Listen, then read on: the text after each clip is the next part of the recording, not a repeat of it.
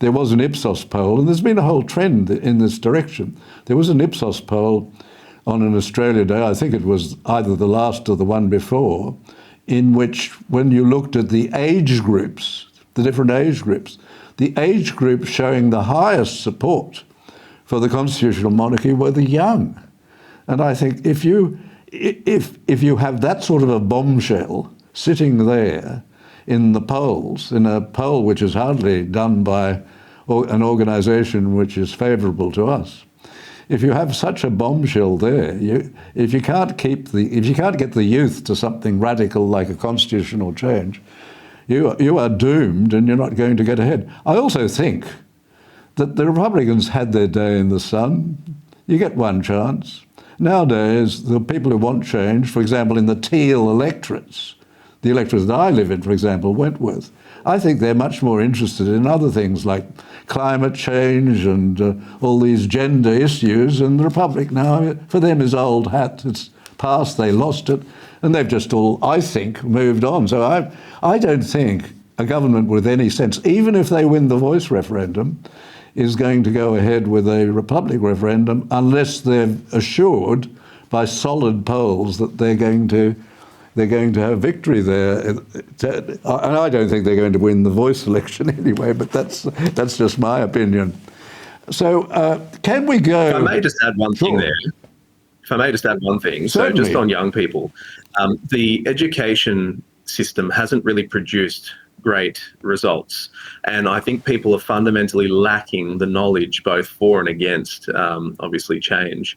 So one thing that would be very important if there were a second referendum to be put on this issue will be the fact that if precedent dictates, and look, that shouldn't be taken for granted, but if precedent were to dictate and there were a yes-no booklet delivered laying out the case for and against a republic to every elector, then young people would probably receive a lot of information that would be very new to them, and I think it would further solidify that report, that desire to retain our system.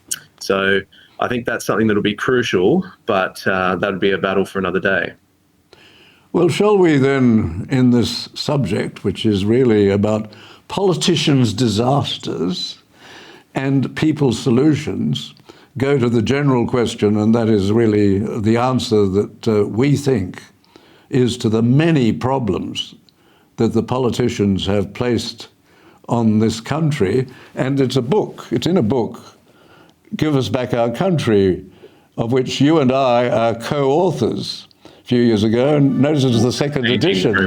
And it's something which is very interesting, and I think we should be looking at that. Now, I am in an embarrassing moment. My phone just went off, but this is live television, and I'm sorry that happened. Now, we say that there are terrible problems, and I think that the way I put it is really reflects what's happening, and that is, I say, and I think you agree with me, that there is no significant problem in Australia today which, if it were not created by the politicians, has been made significantly worse by them.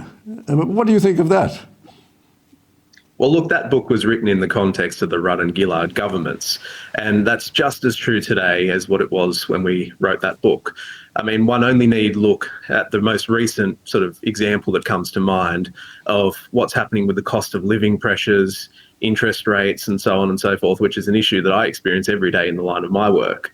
And to me, there's no shadow of a doubt that it was, if not created by, certainly made worse by, as you say there, the politicians and their actions. So during, obviously, an unprecedented to some extent situation with COVID, the amount of money that was splashed, the money printers were running 24/7.